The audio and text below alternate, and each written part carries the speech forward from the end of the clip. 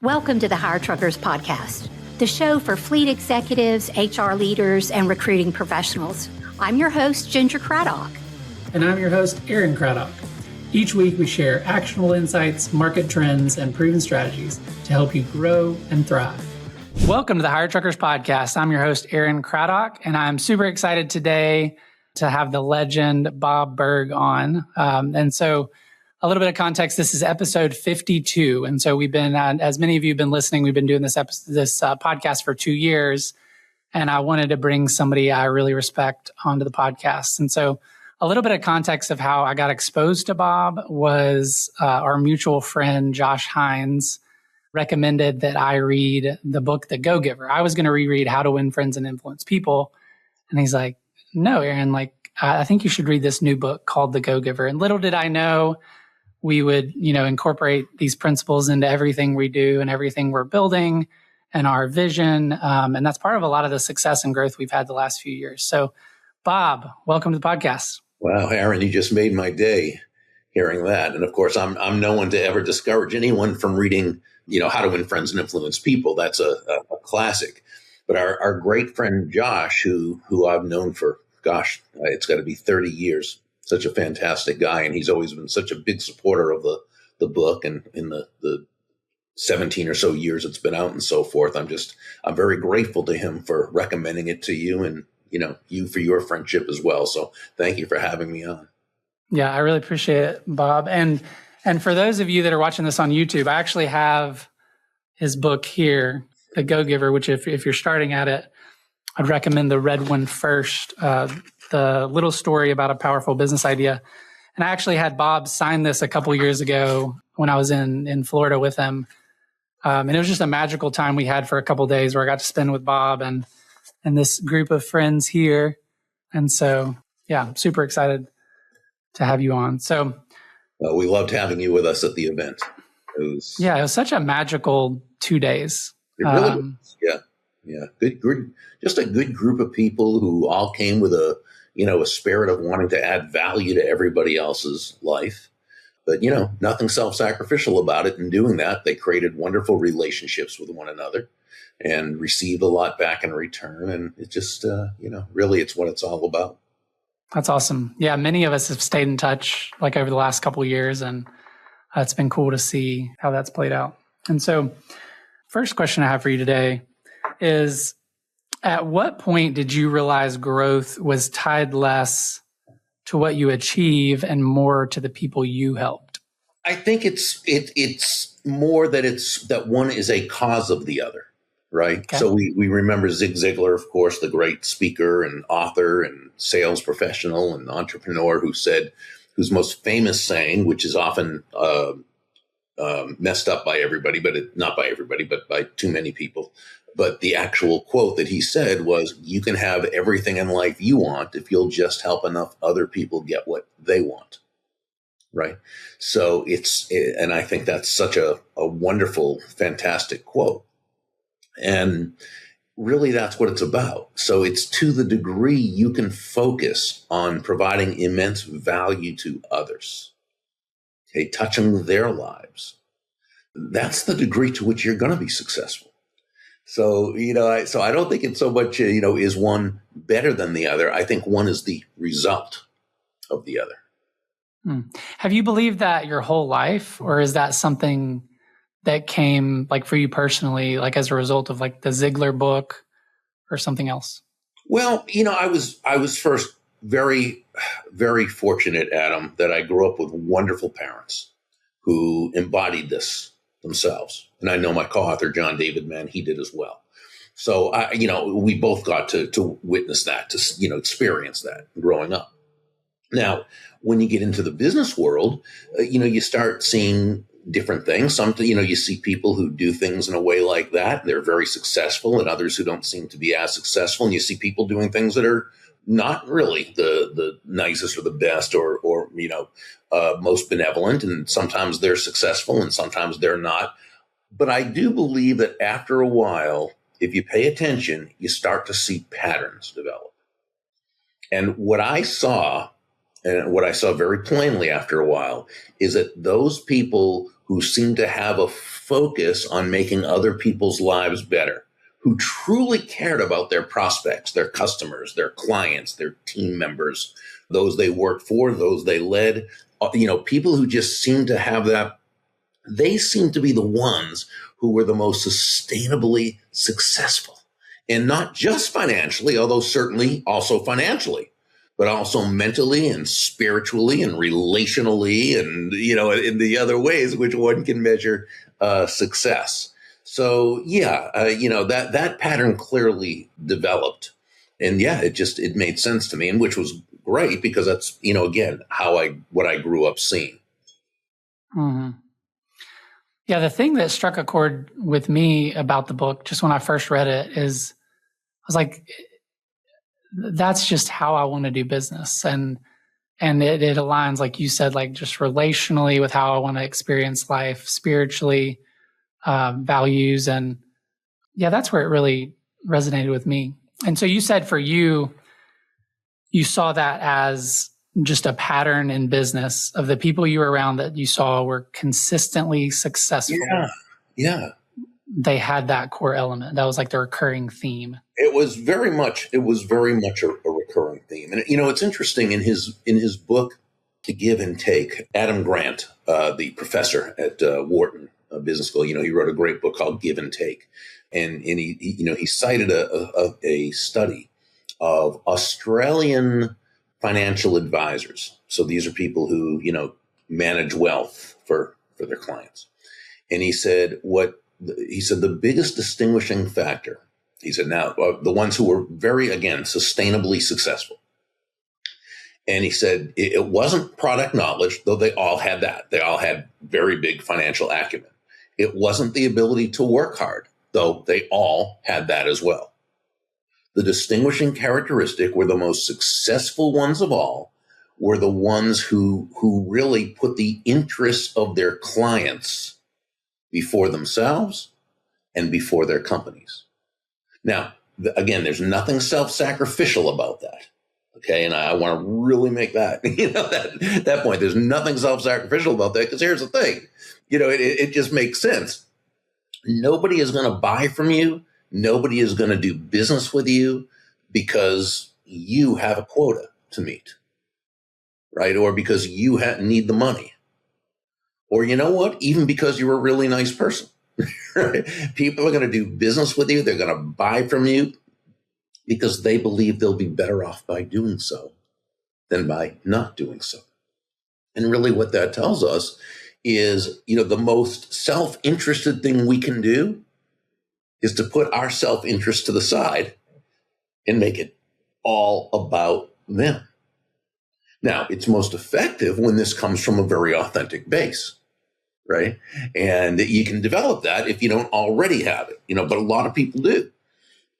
And I think this is one area where people don't understand that, most people, and this is an element of human nature, not all elements of human nature are particularly positive. Some are very negative. But one, I think, positive element of human nature is that most people, they want to make a positive difference in their world, right? They again, human nature, we want to feel like we're making a difference. Now, most of us, whether you're an entrepreneur, whether you're in corporate, whether you're a recruiter, it doesn't matter. We tend to do this through our work. Right now, this doesn't mean we can't be involved in other things, of course, but we spend a lot of time at work. And this is where we are able, and you think about that recruiter who was able to match up, a person and a company and bring immense value to both. That not only has immediate impact to both, but that impact spreads, right? As each of them add value to one another and to all the customers, clients, right? And so that's why those who have that natural feeling of wanting to be of value to the world, to the marketplace, to other people, they tend to just take right to this, and they do very, very well. So you mentioned a little bit about, in some people, it's in their innate nature. Mm-hmm. And so that was you kind of thought the direction I was going is the principle of being a go-giver, is it in human nature on average, or is it a learned discipline? That's a great question. I think for some it is innate. I think for others it isn't, but it's also the way people are brought up. And I don't mean just brought up by their parents, although that certainly as well. But I mean what they brought up by what they see around them. What is their belief system? What is a belief? Well, a belief is a subjective truth, right? It doesn't mean it's the truth. It's the truth as we understand it to be. So what if we grow up in every TV show and every movie and everything we learn in school, or the first time we get into business, what do we learn? That it's dog eat dog. You've got to get that other person before they get you. Don't worry about helping out. Just go for the money, and so forth, right? Well, that's a belief system. And that person doesn't necessarily see or even know anything about the go-giver way of doing something. So then the question becomes, well, okay, what if they're somewhat successful? And by the way, you can be successful without being, financially, without being a go-giver. It's just a lot tougher, right? Because you really, again, no one's buying for your reasons. They're buying for their reasons. So the person who's what we would call, instead of a go-giver, a go-taker, right? Their focus is on themselves, right? Not on helping you. It's more difficult to succeed that way, but it's certainly doable. We see people doing that a lot. But they're probably not nearly as successful, or at least as sustainably successful as they could be. So the question's asked, well, so how do you share that with someone? How do you help that? And this is really where the relationship comes in. Because if you can say to somebody, and this person, they know you, they like you, they trust you, they respect you, you can say to this person, I really admire so much about what you do, your work ethic, your knowledge, and your, and whatever it is that's really genuinely good things that they do. Would you be open to me sharing an idea with you that I think can help you? And now, if their thing is about, making more money, then that's increasing your income even further. Okay, so you're hitting them where they're at. Okay, that's what they're interested in. They will probably say, well, yeah, sure, of course. And now you can share with them the two different ways of approaching, let's say, working with a prospective customer or client in a sales conversation, where the first way, you're not really interested in them, you're more interested in the money. So the way you ask questions is really just to try to sharp angle a close, not understand them. The defensiveness you might get when trying to overcome an objection, closing too early and close often. Are they going to be more interested or less interested in doing business with you? Probably less interested. Doesn't mean no one will be, but it's going to be a lot harder. But now what if you do it the go-giver way? What if you ask questions in order to really, truly understand their needs, their wants, their desires, to understand their problems that you can help them, right, to work through? And understanding how you can move them closer to happiness. What about when there are objections? Rather than trying to overcome them, instead you work effectively within the objections, and you work with that person to really understand the root cause of the objection, not just the objection they give you, and you work through it together and able to help in order to help them understand. And of course, you do this patiently, and you do this with true caring. And then, when you ask them, and if you've done a good enough discovery session with them that's focused on, again, their needs, their wants, or by the time you ask them to take action, right, you're simply asking them to take action on something they've already told you they want to do. But more than anything, they understand that you have their well-being at heart, right? And they're much more likely, and I'd say to this person, is that person more likely or less likely? To want to do business with you. And this is why, again, John David Mann and I say that money is simply an echo of value. It's the thunder, if you will, to value's lightning. The focus must be the value you're providing or giving to another human being. The money you receive is simply a natural result of the value you're providing.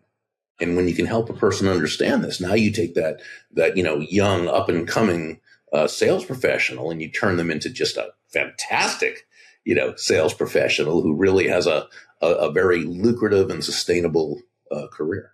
That's good. Where my mind goes, like with our specific audience, is that driver recruiting is sales, right? So Sure. So our company, like hiretruckers.com and the other brands we own, drive leads to a fleet where there are typically, let's say, 20 recruiters on staff that get those inbound driver calls or applications. And then they have essentially a sales conversation because these drivers often have 5, 10, 20 other opportunities. And so thinking through that specific use case, like in terms of that sales conversation of a recruiter, how can either the director of recruiting over that team coach their team towards these principles, and or just how can the individual recruiters listening like increase their close rate with prospects, and then also have a better driver experience because at the end of the day, the drivers are what move our country forward. Yeah, yes, absolutely. Well, I think it really all comes down to who is going to be the one who's going to communicate their interest in serving best. And you don't communicate it by saying, hey, trust me, I'm the one who's going to do it better, right? You do it by that discovery. Again, I go right back to the discovery, which one of my mentors, Harry Brown, always said is the most important part of any sales conversation, right? And it's the one who, now, by the way, that discovery starts before the actual sales conversation, because you can always do research, right? And now AI, of course, helps us do that even simpler, more effectively. But once you get on, whether it's a phone conversation or Zoom or however it is, or in person, however this usually transpires, again, it's that person who can ask those questions and understand the individual needs, wants, desires, problems, challenges, so forth. That's the person who's going to get the business. It's also, a matter of sending personalized handwritten thank you notes and being the only one of everyone else who's competing with that does that, right? And it's connecting them with other people when you can. It's doing those things and creating a reputation for yourself as that go-to person, as that person who just has those relationships, who people know, like, and trust, but who is also very competent and very, excellent at what you do. But I think it's really nothing more than that. There's no magic bullet. It's just doing consistently those right things, but it always comes down to, and I think Jeff West was at the event that you were at, and Jeff's probably one of the best I've ever seen, at doing this. And it's just a matter of having that sales conversation so that, as Jeff says, your questions are so good that eventually your prospect tells you what they need to hear. It's not us telling them what they need to hear. It's asking the questions in the right way so that they tell themselves and tell us what they need to hear. Yeah, and that's a good point that Jeff was there. So Jeff West wrote, it was Streetwise to Sales. Well, what's the name of it again? So he and I co-authored Streetwise to Saleswise, Become Objection Proof, and Beat the Sales Blues. That's another business parable. Jeff was just, for 20 years, he was a magnificently successful salesperson and then sales manager. He's also written a number of books. Now, he's co-authored a number of books on sales and personal development, but he's just, he's such a student of sales, as well as a practitioner and a teacher of sales. And I think that's one of the big things too, is to continually learn, understand human nature. How to Win Friends and Influence People is still, to me, a book that everybody should have in their library. A great book is Dr. Robert Cialdini's book, Influence, The Psychology of Persuasion, which he first wrote in the 80s. I was going to say the 90s, I think the 80s, but he just updated it in, I think, 2018 or 2019. It's a book everyone should read because it helps you to understand human nature. And we always, need to remember, we always hear B2B, business to business, or B2C, business to consumer. It's always H to H, human to human. And to the degree we keep that in mind, that's the degree we're really 9 steps ahead of the game in a 10-step game. Yes, let's learn about AI and all those things, and let's use that but never think that's what it's about. It's never what it's about. It's about the human connection. All things being equal, people will do business with and refer business to those people they know, like, and trust. Hiring CDL drivers isn't about more leads. It's about better ones. That's why serious carriers partner with Hire Truckers by Trucking Clicks. We don't sell ads. We bring clear strategy, straight talk, and a relentless focus on quality drivers. Even in a tough market, our clients see improved performance month over month by optimizing smarter and making every hiring dollar work harder. For honest insight, sharper targeting, and results that you can trust, visit truckingclicks.com or call 512-982-0816. Hire Truckers by Trucking Clicks. Clarity, courage, results. One thing that stuck out to me whenever we got together with Jeff and you and Kathy and that other group in Florida was that both you and Jeff and Kathy, like specifically, like live out those principles, even with how you facilitate a discussion. And so I think sometimes people wonder, like when you meet, you know, the author of these books and like, do they actually embody this stuff or did they just write about it? So that's what's been cool to me, Bob, is that you embody that. That's why I'm so thankful. You know, Josh connected us. And then same thing with Jeff and same thing with Kathy. I think you guys, you know, may have talked the least or at least the same amount as everyone else in the room over those 2 days. Is that something you're doing again, like any of those sessions, local meetups, things like that? Yeah. So I think we only had maybe 2 of them in 2025. I don't know if we'll be doing any in 2026. You know, we usually hold these here in Jupiter, Florida, where I am, because I don't travel anymore. I don't get on planes.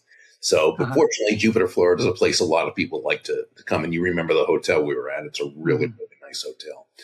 So I think we'll do a couple more of them, but you know, you never know in advance what's going to happen. But I enjoyed them. You know, I used to in my day. I used to speak in front of, you know, whether it was hundreds or thousands of people at a thing, and those were always fun, and I always enjoyed those. But I got to tell you, you know, as you know, there were, I think, was there eight attendees, and then 2, and then Kathy and me, and then Jeff and the other master coach. So there were 12 of us, I think, all together, if I'm correct. I love those.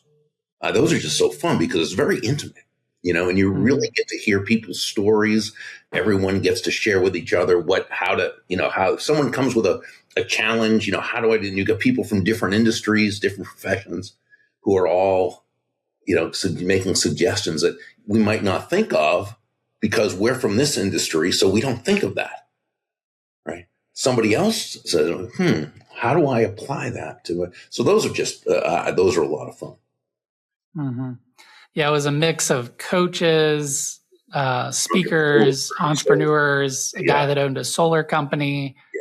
Yeah, just all kinds of things. And yeah, I was just amazed at how, the room added the value. And then that was just facilitated by you and Kathy and Jeff and others just asking really good questions. Oh, thank you. Well, I'm kind of curious. This is just an Aaron curiosity question because we haven't caught up in a little while. What's on your horizon for 2026 as you're thinking about goals, what you're wanting to do in your business? I'm just curious, like what does 2026 look like? Or have you even started thinking towards the new year? Yeah. So, you know, again, I'm off the road speaking. And so I'm doing more virtual keynotes. And so I really enjoy those a lot. You know, I always say the fees aren't as high, but boy, the commute is fantastic. You know, from upstairs down to here. So I really enjoy it. And I'll be doing a bunch of those this year. And then we're building we have a certified Go-Giver speaker coach licensing program. So Kim Angeli, who's really taken over as the executive director. And now that I'm in town a lot more, it frees me up to work with the speakers and the coaches, much more personally even. And Kathy, of course, is always there for support. So we're building that. And, you know, that's pretty much it. I mean, I guess I'm not in any way retired. I'm having too much fun, but I'm semi-retired. So I don't Yeah, I don't think as big as I used to, but I enjoy it so much. I just love every day. Well, sometimes that biggest influence is influence. John Maxwell says leadership is influence, nothing more, nothing less. Yeah, I love that. And so by you, even in those small rooms, influencing those leaders that might have, 20 employees, 50 employees. And yeah, I mean, just the magnifier of those, it might not be speaking to thousands of people, but you're influencing the influencers. They're just extremely powerful. Thank you. And that's fun to think of just in and of itself. Mm-hmm. One thing, I reread the little story about a powerful business idea last week in preparation for this. Mm-hmm. And in reading through it, one of the things that really stuck out to me that's relative to my current part of the journey of building the company is there was a concern presented that if you help your competitors, they're going to undermine you, or they're always looking for a leg up on you. And then there was a principle around, or a way of looking at it is kind of what I took away, a way of looking at it to where we can actually, like, people are going to treat us how we view that they're going to treat us. And so if we approach the conversation from a mindset of like, hey, these may be competitors in some aspect, which there's a lot of overlap in our space and it's hard to define who a competitor is. Mm-hmm. But just the power of treating those relationships of like, we can all help each other. How can we, that's, most of the time it's not going to come back and bite you as much as you might think it would. No. It can create this just abundance for everyone if you have that. And so if you're kind of speaking, so the question in that is if you're speaking towards just our industry and around that concept, like what would you add? Yeah, so there's a couple things, and I love that you brought that up. I mean, there's a time and place for everything, and certainly if two or more companies are going after the same client, you offer the same basic thing. Well, yeah, I mean, you're going to do your best to distinguish yourself from the competition and win that, of course. But really, what we're talking about and what you bring up is, you may not have exactly what that customer needs, but one of your competitors does. The very best thing you can do, because it needs to be about the customer and what's in their best interest, is sure to make that referral. Now, there's a couple things. One, the chances are your competitor, again, not everybody, but most people, your competitor is going to appreciate that. And when there's time that they can't handle something as effectively, they'll probably do the same thing. But even more than that, your person who you just referred to someone else because they could serve them better, you've just built up a whole lot of trust in them, and you don't know who they know who will refer you and say, you know what? Here's a person that you can talk to them and they're going to tell you exactly right? And so you build up that goodwill. It's not that we don't have competition. Of course we do, but we don't focus on the competition. And I first learned this from reading Wallace D. Wattles' 1910 classic, The Science of Getting Rich. And he talked about living on the creative plane as opposed to the competitive plane. Again, it doesn't mean naively thinking you don't have competitors. Of course not. No, you know who they are. You understand them. You know their strengths, their weaknesses, the whole thing. But you don't live on that. You don't focus on that. You focus on creating value for your customers and your clients, right? And when you do that, you're living on a whole different level, right? Let others worry about you if they're going to, okay? Some will, some won't. But you focus on the value you can create, for those in your world. And sometimes the very best thing you can do is, refer to someone who is in some ways a competitor because they can take care of that person better. That's gold. The last question, I know we're running short on time. When it's all said and done, Bob, you said you're not retired, kind of semi-retired, but still doing what you love. When it's all said and done, like with your career, what do you want people to say about you and how you made them feel? That's actually an easy one for me to answer because, to me, one of the things I admired most about my dad was that he just had such a great way of making people feel genuinely good about themselves And I try to carry on his legacy in that way. And if people say that Bob Burg was an encourager, that Bob Burg made people feel good about themselves, genuinely good about themselves, I'll have considered things a success. I love it. Well, you did that for our audience today, made them feel good about themselves and certainly encouraged me. So thank you so much for your time, Bob. You're awesome. I always appreciate you. Thank you. Thank you for listening to the Hire Truckers podcast, the show for fleet executives, HR leaders, and recruiting professionals. I'm your host, Ginger Craddock. And I'm your host, Aaron Craddock. Each week we share insights, trends, and strategies to help you grow and thrive. If you found value today, please share the show and leave a review. Until next time, keep building top-performing teams.